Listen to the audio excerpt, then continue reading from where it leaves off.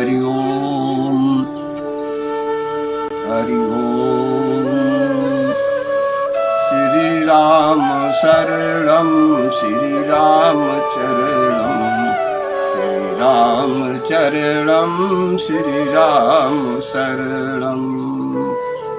प्रेमी सज्जनों, भगवान जो है अपने भक्त की रक्षा किया करते। जो सच्चे मन से भगवान का स्मरण करेगा तो प्रभु जो है उसकी रक्षा किया करते हैं। इस प्रकार से भगवान श्री रामचंद्र जी का नाम स्मरण करना चाहिए। हमारे यहाँ जैमिन पुराण में एक कथा आती है। एक भक्त थे जो कि जिनका नाम राजा मोरध्वज था। वो बड़े धर्मात्मा थे। धर्मात्मा क्या, उनके राज में वो अपने अश्व पर बैठ करके, घोड़े पर बैठ करके सब अपने प्रजाओं के यहाँ जाते थे और प्रजा लोगों से पूछते थे, जानकारी करते थे कि कौन किसको कष्ट है, किसको कौन कष्ट है। इस प्रकार से जान के आकर के कहने का मतलब धर्म की रक्षा करते, धर्म की रक्षा कर रहे थे। और ये आदेश था कि जो कोई साधु संत महात्मा हमारे राज में आवे, तिलक चंदन लगा रहे, माला लिए रहें, तो उनको अवश्य ही ला करके राज दरबार में किया जाए और यथोचित उनकी सेवा किया जाए। बाल वृद्ध जौवन नर नारी, बसही जौवन तही नगर मंझारी। जो लोग देखते थे बालक बुढ़ा कोई साधु महात्मा को ला करके इनके राज दरबार में करते थे। और राजा का नियम क्या था? राजा स्वयं दोनों प्राणी राजा रानी उठ करके जैसे जिसके माला और चंदन लगा रहता था दे करके आते थे और परात में जल ले करके अपने हाथ से उनके पैर को धोते थे, मस्तक में लगाते थे, माथ में चौड़ोदक लेते थे, अपने घर में छिड़कते थे। पद पखारी आसन बैठार्यो, धूप दीप आरती उतारे, माला तिलक सहित जो आवे, पद पखारी आसन बैठाते थे। इसी प्रकार से साधु महात्माओं की बड़ी सेवा करते थे। एक दिन उस चोरों ने गोष्ठी किया और कहा, भैया राजा मोरध्वज जो है बड़े धर्मवादी बनते हैं, तो जो माला तिलक धारण कर ले और जाकर के पहुंच जाए तो राजा के यहाँ बड़ी सेवा होती है, बड़ी सेवकाई कराते हैं। तो 7 चोर थे। 7 चोरों ने आपस में विचार करके और वहां से चलते हैं। 7 चुवर मिली कीन बिचारा, हरिजन के आधीन भुवारा, हरिजन के आधीन भुवारा। 7 चोरों ने कहा कि राजा जो है भगवान के भक्त के अधीन है। इसलिए चोरों ने भी विचार करके माला पहन लिया, तिलक लगा लिया, रामायण की पोथी लगा लिया और जय श्री राम कहते हुए जाकर के जय सीताराम करते हुए पहुंचे। राजा ने देखा, राजा देख करके रात मंगाई, उनके पैर को धोया और चरणोदक लिया और कहा, महाराज जी जो दास की लायक सेवा हो वो बतावें और आप हमारे यहाँ निवास करें, भोजन करें और जब तक आपकी इच्छा कहे तब तक आप हमारे यहाँ रहें। 7 चोर जो है वहां रहने लगे। 1 महीना बीत गया, 1 मास बीत गया। इसके बाद में राजा के मन में आया कि हम उस दिन ऐसा हुआ अपने उस वाटिका में नहीं गए, संत महात्माओं की औरों की खबर नहीं लिया जो जिनकी मैं व्यवस्था करता हूँ। इस प्रकार से क्या कहा, लिखा गया है, एक दिवस राजा मन आई, बन की शोभा देखिए जाई। राजा जो है प्रातः काल होकर के अपने अश्व पर घोड़े पर बैठ करके जंगल में चले गए। और इधर चोरों ने जब देखा कि सब सुनसान पड़ा है तो रानी से कहा, जो खजाना की चाबी हो मुझको दे दो। रानी ने कहा, रे महात्मा जी इस प्रकार से आप लोग मत कहिए, आप तो साधु संत। कहा, कुछ नहीं, जल्दी से बताइए और नहीं तो तुम्हें भी मार डालेंगे। रानी ने धन नहीं जब देना चाहा चाबी तो क्या करते हैं, रानी ही डार्य वो मारी, बांधु बस बेग परान्यो। चोरों ने रानी को मार डाला, तलवार से उनका सिर काट लिया और जितना धन सा सब ले करके वहां से चलते बने। इस प्रकार से रानी को मार डाला और जितना धन था ढोवत बीती रैन, लोभ बस कछु न चिन्ह्यो और रानी ही डार्यो मारी बांध बस वेग परान्यो। रानी को मार करके धन सम्पदा लेकर के जा रहे थे और उधर जब जंगल में जा रहे थे तो क्या होता है, इतते सा तो जात हरि अब उतते आवत राज, देख ही संशय करो करो चरण तजी बाज। राजा मोरध्वज अपने घोड़े से उतर करके रोने लगे, कहा महाराज महात्मा जी नारी स्वभाव सत सब कहे अवगुण आठ सदा वो रहे, सदा उनके रहता है, हम चले आए आपकी सेवा नहीं कर सके, इसलिए क्षमा करें महात्मा जी आप चले। महात्मा लोग डरने लगे क्योंकि महात्मा थे नहीं चोर थे। उन्होंने कहा कि राजन हमें जीव दान दीजिए, साधु नहीं हम चोर हैं, अजो मूसा सो ले हो, कोई दयाल करके कृपा और जीवन दान मोहि दे। हम साधु नहीं हैं, हम चोर हैं, इस प्रकार से कृपा करके हमें जीव का दान दे, बख्श दो। चोरों ने सोचा कि यही धन दे दें और तब चले जाएंगे तो रानी को मरा हुआ तो नहीं देखेंगे राजा जी, नहीं तो और प्राण सजा मिले। इस प्रकार से कहा। राजा मोरध्वज हाथ जोड़ करके कहा, अरे महात्मा इस प्रकार से मत कहिए कि हम चोर हैं, नहीं तो इस प्रकार से ये हो जाएगा कि साधु लोग सब चोर होते हैं, इनका कोई विश्वास नहीं, बड़ा कलंक लग जाएगा, आप चलिए। साधुओं ने बहुत कुछ कहा, जाना चाहा चोरों ने, लेकिन राजा मोरध्वज जाने नहीं दिया, सबको अपने घर पर ले गए। घर पर ले करके जाते हैं तो देखा कि रानी जी जो हैं मरी पड़ी हैं, उनका सिर अलग है, धड़ अलग है। यह देख करके कहा भगवान प्रभु का ध्यान किया और कहा कि ये क्या हो गया, कोई बात नहीं, यदि आपका हमारा सच्चा प्रेम हो तो इस प्रकार से रानी जी जो है जीवित हो जाए। उन्हीं का विश्वास करके गुरु प्रतिमा और वैष्णव चाही जो कोई हुई, जाकी जैसी भावना कहे कैसी फल हो। उन्हीं को जो है साधु मान करके उनके पैर को धोया और पैर को धो करके रुंड में मुंड मिलाए कर प्रभु कर ध्यान लगायो और चरणामृत दियो डार प्राणता में उग आयो।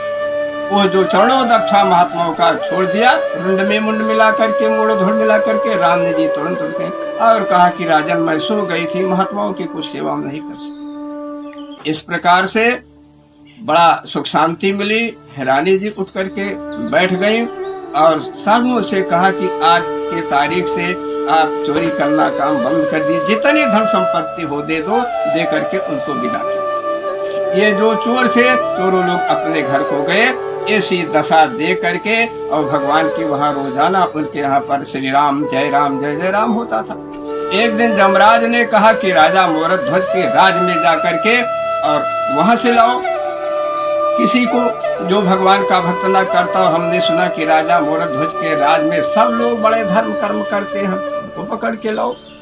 जैसे वहां पर गए जमराज के दूत राजा मोरध्वज के नगर में घुसने को हुए तो वैसे क्या देखते हैं कि वहां पर भगवान का चक्र सुदर्शन जो है लपलपा रहा है, चारों तरफ से घूम रहा है। और चक्र सुदर्शन जैसे देखा, चक्र सुदर्शन जमराज के दूतों को वहां से खदेड़ दिया, भगा दिया। और जा करके सब लोग डर के मारे जमराज से कहा कि महाराज राजन अब आज से हम आपके यहाँ काम नहीं करेंगे, ड्यूटी नहीं करेंगे। क्यों? का पुरमोर ध्वज जान न पायन, पुरमोर ध्वज जाय न पायन, खेदी सी चक्र यहाँ भगियायन। विष्णु भगवान का चक्र सुदर्शन है वहां पर, इसलिए उसके डर के मारे भाग गए। कहा ठीक है कोई बात नहीं, चलो हम इसका निर्णय करेंगे। जमराज जो है भगवान के पास गए और कहा प्रभु राजा मोरध्वज के राज में हमारे दूत जाने नहीं पाए, आपका चक्र सुदर्शन हुआ। भगवान ने कहा देखिए मोरध्वज जो है तो हमारा सच्चा परम भक्त है, इसलिए वहां पर जाइए नहीं और कुछ नियम याद कर लो, बता दो उन लोगों को कि धरी हो ये रामायण जहवा कबहु भूल जन जायऊ तहाँ। जहाँ पर भगवान श्री रामचंद्र का मेरे चरित्र का कोई धार्मिक ग्रंथ रखा हो, राम नाम लिखा हो घर में, वहाँ भूल करके तुम मत जाना। इस प्रकार से तो जमराज जी ने कहा प्रभु हम इसको नहीं मानेंगे कि कितना आपके तो बड़े बड़े भक्त हो, राजा मोर ध्वज कैसे कितना भक्त। तो कहा नहीं मानते तो सुनो। जमहि सिंह करी आप साधु कर भेष बनायो। जमराज को सिंह बनाया और अपना स्वयं साधु बन गए, साधु का भेष धारण कर लिया। राजा मोरध्वज के पास गए। राजा मोरध्वज ने देखा कि हमारे दरवाजे पर महात्मा जी आए हैं। परिचय पत्र था, कंठ विषय तुलसी की माला, मस्तक में दैतलिक साधु बन ही गए थे। और जा करके जैसे पठे राजा मोरध्वज आकर के चरणों में गिरे। क्या भगवान मेरे लायक सेवा क्या। बैठे आसन लगा बैठे। कहा कि हमें भोजन की व्यवस्था नहीं है, हमारे साथ में एक सिंह है। जो ये देख रहे हो एक सिंह है, ये बहुत भूखा है, पहले इसको भोजन कराओ तो हम भोजन करेंगे। तो कहा कि आपका सिंह जो है किस वस्तु को खाया जाएगा, कौन सी मांस प्राजा हम कटवा दें, बहुत से खसी इत्यादि मंगा दें तो खा ले। कहा नहीं, ये जो सिंह है, ये सिंह जो आपका लड़का है ताम्रध्वज, उसी की मांस खाएगा। क्या तो कहा अच्छा ठीक है, लेकिन हम ये तो नहीं कह सकता। महात्मा जी अब अपने पुत्र के पास जाएंगे। पुत्र के पास जा करके ताम्रध्वज के पास राजा मोरध्वज ने कहा बेटा दरवाजे पर एक महात्मा आए। तो कहा पिताजी तो कहा कि उनके साथ में एक सिंह है। कहा फिर क्या बात है। तो कहा महात्मा के पास तीन के संग नहर यक आहाई, तीन के संग सिंह यक आहाई, तुम्हारो मांस खान को कहाई। वो तुम्हारी मांस खाना चाहता है जो बाबा जी के साधु के साथ में संग। तो कहा पिताजी इसके लिए क्यों नहीं आप बताए चलिए। मेरी धन्य भाग्य है जो कि आज हमारी मांस को सिंह खा लेगा। ये तो शरीर को छोड़ना ही है, चाहे आज छोड़े चाहे 10 दिन बाद छोड़े। अब इसे कहीं किसी दिन ऐसा न हो गड्ढे में फेंक दिया जाएगा और कुछ किया जाएगा। तो ये 5 तत्व की शरीर है, इसमें क्या है छित जल पावक गगन समीरा, पंच तत्व कर अधम शरीरा। अब माटी से, जल से, आकाश से, वायु से, अग्नि से 5 तत्व का शरीर है। इसका वर्णन हम नहीं करेंगे। इस प्रकार से कह करके और वो आकर के ताम्रध्वज पहुंच जाता है और कहता है कि हे सिंह हमको भोजन कर लो। हाथ जोड़ करके खड़ा हुआ। क्या कहता है, अहो सिंह अब देर न कीजिए, अब भोजन हम का कर लीजिए। इस प्रकार से कहा सिंह जो है तुम मुझको खा लो। सिंह ने दहाड़ मार करके और वो जो बच्चा था उस बच्चे को खा लिया, निगल गया। महात्मा जी ने कहा अच्छा अब मेरी बारी है तो कोई बात नहीं, आप भी बैठिए और सब लोग बैठेंगे, हम लोग भोजन करेंगे। 2 थाली आई, एक थाली महात्मा जी के लिए और एक थाली राजा ने स्वयं अपने लिए लगाया। कहा एक थाली और लगाओ। बोले वो किस लिए। कहा अपने लड़के को ताम्रध्वज के लिए भी लगवाओ। अब राजा जो है ये नहीं कह सकते हैं कि आपका सिंह मेरे लड़के को खा लिया। इस प्रकार से यदि ऐसा कह दे तो इनका धर्म छूट जाए। इसीलिए दान दे करके कहना नहीं चाहिए कि हमने इतना दान दिया। मोरध्वज चुप हो गए, मौन हो गए, तीनों थाली लगा दिया। भगवान उस समय में बाबा जी ने कहा बेटा ताम्रध्वज आओ भोजन करो। ताम्रध्वज आया, महात्माओं को प्रणाम किया और भोजन किया। इतने में जमराज प्रकट हो गए और भगवान कृष्णचंद्र जी प्रकट हो गए। बोले श्याम रामचंद्र की जय। और आगे की कथा सुनेंगे थोड़ा सा। इसी प्रकार से एक बार अर्जुन जी जो थे, महाभारत के विषय में राजा युधिष्ठिर और अर्जुन दुर्योधन की कथा आती है। तो अर्जुन जी ने एक घोड़ा छोड़ा, एक घोड़ा छोड़ा। हरि ओम हरि ओम हरि ओम हरि ओम हरि ओम हरि ओम हरि ओम हरि ओम। इस प्रकार से अब आगे की कथा आप सब सुनेंगे। राजा मोरध्वज की ही कथा है। एक बार युधिष्ठिर जी ने घोड़ा छोड़ा और इस प्रकार से निर्णय लिया। भगवान ने कहा कि ये घोड़ा छोड़ा जाएगा तो जो संसार में इस घोड़े को पकड़ लेगा तो उसे संग्राम करना होगा, और इसके बाद में उसको बस करके तब राजसूय यज्ञ हो जाएगा, विश्व विजयी यज्ञ हो जाएगी। घोड़ा छोड़ा गया, और घोड़ा छोड़ते जब छोड़ा तो उसके पीछे अर्जुन, भीम, नकुल और जितनी भर सेना थी, सब विशाल सेना उसके पीछे लग गई। घोड़ा घूमता हुआ आकर के राजा मोरध्वज के राज में पहुंचा। राजा मोरध्वज का लड़का खेल रहा था। कुछ लोगों ने कहा कि राजकुमार जी, एक घोड़ा आया है, उस घोड़े के मस्तक में कुछ लिखा है। ताम्रध्वज ने कहा, लिखा होगा, कहे नहीं, वो पढ़ने जो बात क्या लिखा है देखें, हम लोग देखेंगे। कहा देखो, पकड़ो। घोड़े को पकड़ लिया तो उसमें लिखा था कि जो कोई बलवान हो इस संसार में, वीर हो, इस घोड़े को पकड़ ले। और पकड़ने के बाद में इतना ध्यान रखिएगा कि अर्जुन से और भगवान कृष्णचंद्र जी से, भीम से, आज सेनाओं से उससे संग्राम करना पड़ेगा। इस बात को समझ करके घोड़ा पकड़ेंगे। ताम्रध्वज ने कहा, अरे मैंने तो सुना है कि भगवान अहंकार सबका घटा देते हैं, और ये कैसे अर्जुन है और उनके साथी कृष्ण है कि जो इस संसार में बहुत से वीर रहते हैं, घोड़े को पकड़ ले। तो मैं घोड़े को पकड़ता। घोड़े को पकड़ लिया, घोड़े को पकड़ करके बांध दिया।